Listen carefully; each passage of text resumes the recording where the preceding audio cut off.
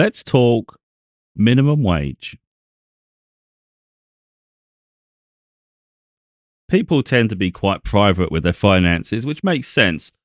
Most don't really want to talk about the low income of society because they like to posture themselves as doing perhaps better than they are, or they want to be ignorant of it, others' plight.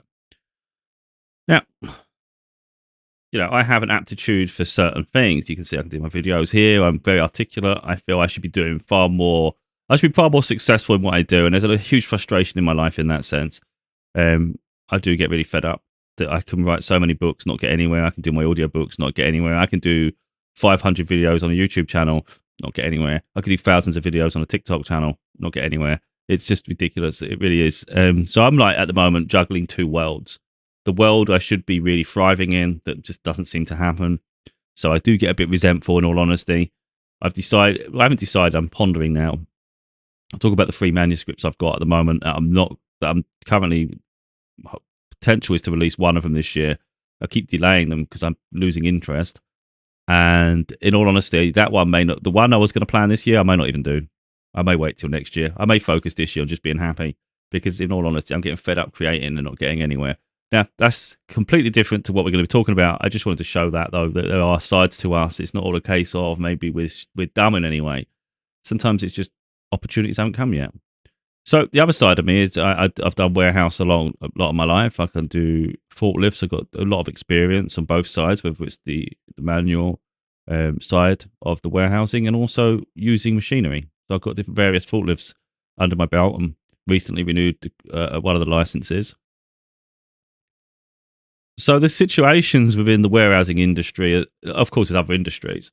Some places they do pay minimum wage, and I just think it's incredible. Like the physical work people do, and like the heartbeat of the logistics side of a business. Without them, it doesn't function. And then you get vast profits, and it doesn't trickle down to the staff. I never understand that. I think so. Personally, I'm someone who doesn't accept minimum wage as a wage. I just won't accept it because my attitude is if you could pay me less, you probably would. And I've always said this as well. People that pay you the least tend to treat you the worst. They usually expect more of you because they don't respect you at all.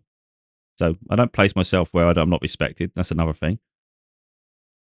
So it's a bit of a headache, and especially this time of the year.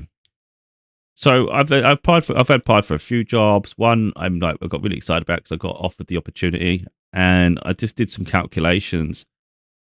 Per month, it's fine. It's like what I would want when I look at my bills, for instance, and I say, well, how much can I survive on? What would I have to spare? I say, would it cover all this? It covers it. But then when I do the maths, it's like, wait a minute, that's on the threshold of minimum wage. At least the new minimum wage that comes in next year. Like when I say next year, in a couple of weeks, in the UK, the minimum wage is going up. I think £12.22. I can't remember the number. Now some people who say, oh my God, I can't believe anyone works for minimum wage. You need to get skilled up. I've got skills. But people where they can get away with it will pay you the least. And unfortunately, it sets a trend. That's life. And that's what a lot of people have to live with, including myself to a degree. But I have a high standard, so I do sort of push myself further. So I recently accepted a job offer. I start Monday. And like I say, I've just gone through the contract. I've just realised how many hours how much is unpaid for lunch break, or the hours. And it was averaging, I think, £12.35 an hour. And I thought, that's quite low. And I thought, wait a minute, what's the minimum wage next year? Like in literally about 2 or 3 weeks, what's the minimum wage going to be? And it's £12.20. And I thought, wait a minute, like literally it's 15 pence different. Now, that means any jobs coming up in April, they're all going to pay at least that amount of money, realistically.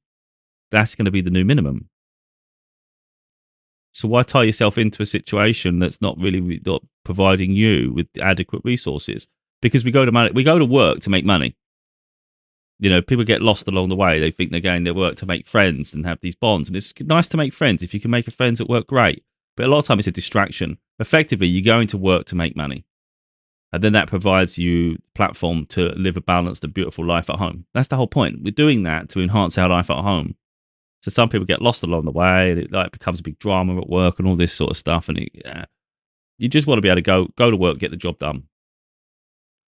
So I've literally, like I said, I'd already applied for a few jobs prior to getting accepted this role. And I'm like, but wait a minute. So what I've literally done now is emailed all the companies because like there is loyalty, and I do feel that strongly. If I agree to something, then honour it for sure. But I do recognise there's a lack of loyalty that cut it both ways. Like you could be loyal to a company, and then the company is not loyal to you. But also there's a level of respect. And like I said, we go to work to make money. So that means I want to make as much money at work as possible. If somewhere is going to offer similar hours and pay me more, then I want that role. If it's a good place to work, of course. Of course, nuances to it all. But what I've done is emailed all the companies and just said, look, based on the information at the moment, does this increase in line with the new minimum wage next month? And then it's up to them to update me. One company come back and said we're not in a position to be able to say that at the moment. But how could you not be? How could you not know what the wage is going to? That shows you they're paying you the bare minimum. To be totally honest, so that company's almost like a no go. That one was, I think, shift work. So I've asked them, can you please clarify the shifts because it was confusing. There was too many shifts listed on the listing in the first place. They haven't even answered that, and I'm thinking, oh, give up. The other one is a more of a late night shift and things. I'm like, well, does this include a shift premium, or is that total? And again, does that go up? Because the real problem is anyone applying for jobs right now, you're so close to the new minimum wage coming out. Most places would increase your wages in line with inflation, but some don't. And it's worth looking into that. You need to know what your wages are going to be. But yeah, I think it's important that people get in the mindset that you're worth more. And we go to work to make money. And it's like you can have loyalty and keep yourself poor, or you can focus on yourself and say, I want the best life for myself. I'm prepared to give a lot to an employment, to a job. You know, I'll go above and beyond. But I want that to be reciprocated, and that's financially, because that's why I'm doing it. So if somewhere's not going to reciprocate, then I think it's up to us to decide whether we want to be there or not. Because the trouble is, you accept a role, it can maybe have a knock-on effect where now you are not free to explore other roles because you literally wouldn't be available for interviews anyway, because the job's taken up, depending on your hours. It could take up huge parts of your week. So yeah, the minimum wage is a crazy thing. You know, it's livable, hence why it's minimum. But I think all of us deserve more than that. Especially if you've got a work ethic where you put in the work, you know, you're prepared to go the extra mile, and you're willing to learn. I just think, how is that not rewarded? And the problem is, then companies wonder why people just don't care, and it's like, well, because you're showing you don't care. So, yeah, there's a lot of people that be working on minimum wage, and like I said, there'll be people that look down at people on minimum wage. It's like, well, not everybody's the same. Not everybody's the same, you know. It's like you can't keep judging that. I've always felt that way. It's like it annoys me with snobbery that people get. Some people think they're better than others. Like someone could say, "Oh yeah, well I've done this, I've done that," and I could sit there and go, "Well, I've done multiple books. There's 4 there. I've done 6. There's 2 others. I've got more on the way. I've done audio books. Does that make me better than someone else? I don't think so. It just makes me skilled in what I do, and I'm proud of who I am. But other people, they sort of like have to look down at people because they're a little bit more successful, and it's like, good for you, well done. Give yourself a pat on the back, give yourself a clap. Look at you, all high and mighty, posturing above because it makes you feel powerful. I don't see the point of feeling powerful. What's the point of looking down at someone? It makes no sense to me at all. So there'll be people that are just, snooty about other people, not recognizing that everybody deserves to be paid a fair wage for what they do. And that's how I feel. So if someone, I see this all the time, people embarrassed. Let's say you work for a supermarket. I see people and they're like, it's so embarrassing wearing this. And then people see it, like someone that was working at a supermarket, they go university, and the people in university laughing at them. At least that's what they said. And I'm like, thinking in my head, why should you be embarrassed? You've got a job. Why should you be embarrassed about where you work? It's not a source of embarrassment. At least it isn't to me. That's ridiculous. You work. It doesn't matter where you work. You work. You do an honest living. Everybody that works full time or works, you work your hours. You deserve a good quality of life based on the fact that you're still working hard. A lot of people that get paid more, they do half their work. A lot of them do. They find ways to not work for less. And they get paid handsomely for it. And they think they're better than the other people who actually work hard.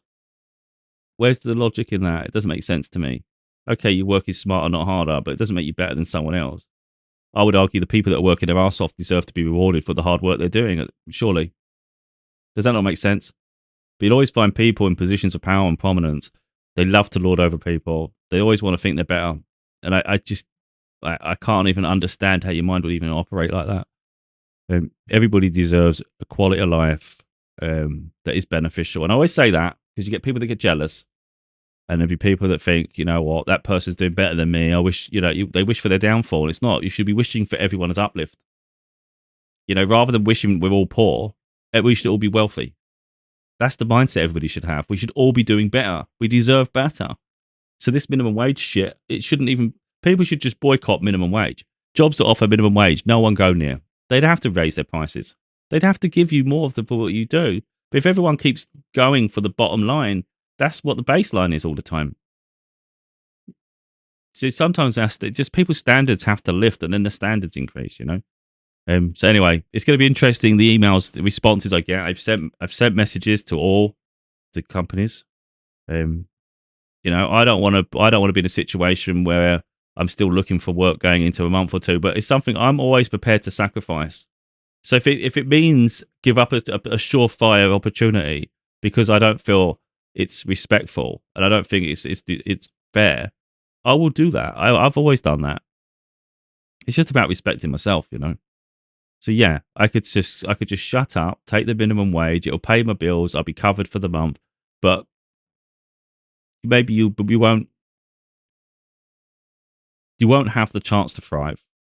You'll just be surviving all the time. No, I don't want to live in survival mode. So I can cope for short term in the survival mode if it's going to create long term gains, And that's the thing. I think just set your bar high. You don't always have to leave situations to do it, but it's just maybe apply as well. I keep applying for the better roles. That's the way I'd say, really. So even if you're somewhere, you don't have to sort of like just quit on the spot, but respect yourself enough to give yourself the best opportunities in life. And if a company's not going to do it for you, then you owe it to yourself to pursue it. And that's how I see it. So if a place wants you enough, they should pay you, they should reward you for it, shouldn't they? If they value you, then they should help you live a balanced life away from work. If they expect you just to be in survival mode, and that's how a lot of it's a bit narcissistic. A lot of companies do that, They do it because they're cheap, but they also do it as a way to keep people there because you're desperate for the money, so you have to be there. Whereas if someone paid you more, maybe you've got a bit more leeway if you decided to leave one day because you go, I've got enough money in savings. So let's make sure they never have anything. Then they're too reliant on us. Whether they think that or not is something that processes in my head anyway, So yeah, minimum wage sucks.